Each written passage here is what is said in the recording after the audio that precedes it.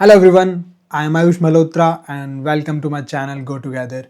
So if you also think कि traveling just hotel book करना है या फिर flight book करना है, then why you think कि आपके जो trips हैं वो खाली रह जाते हैं. So taking a real life example, बहुत से लोग travel करके वापस आते हैं and they were like कि बहुत ज़्यादा rush था, हमने enjoy नहीं किया या फिर बहुत tiring हो गया था.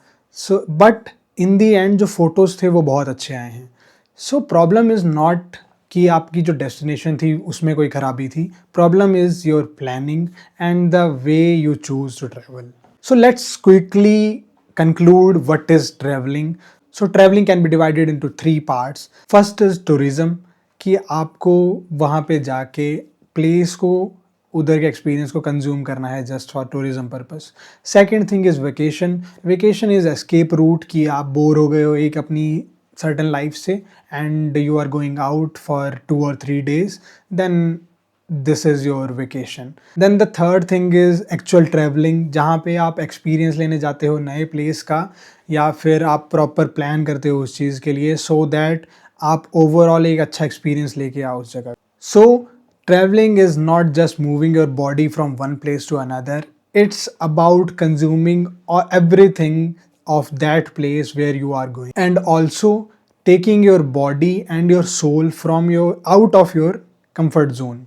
So this is actual traveling. Let's quickly break some myth of traveling which are not in actual traveling.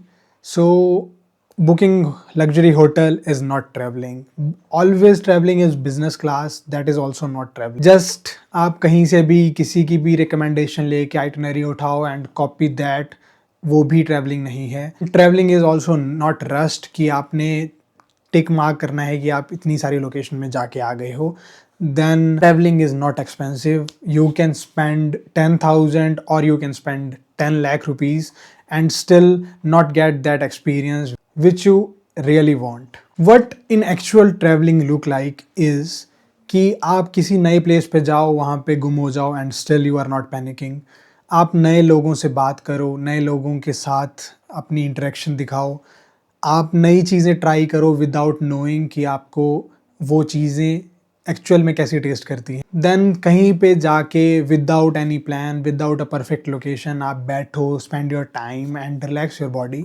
Also walking in some random area without a plan. So in conclusion, traveling slows you down before it excites you. So traveling is something different that you actually think. So why people fail to enjoy the planning or enjoy the traveling? First is over expectations, कि आप उस place से इतनी ज़्यादा expectation लेके जाओगे जो कि आपको बाद में वर्थ नहीं लगेगी. The next thing is over planning, कि आपने इतना ज़्यादा प्लान कर लिया है कि आपकी एक्साइटमेंट ही ख़त्म हो चुकी है. देन नेक्स्ट थिंग इज़ कि आपको अपने बैक ऑफ द माइंड लग रहा है कि मेरा पैसा वेस्ट हो चुका है, मेरा टाइम वेस्ट हो चुका है एंड मेरे को उतना ज़्यादा अच्छा एक्सपीरियंस नहीं मिल रहा है. Then travelling like a checklist. So for example, आपने घर से डिसाइड किया कि आपको 10 जगह जाना है एंड वहाँ पे टाइम नहीं भी है, फिर भी आप उन 10 जगहों को टिक कर रहे हो just for the sake of your planning. So this is not something you will enjoy in longer time.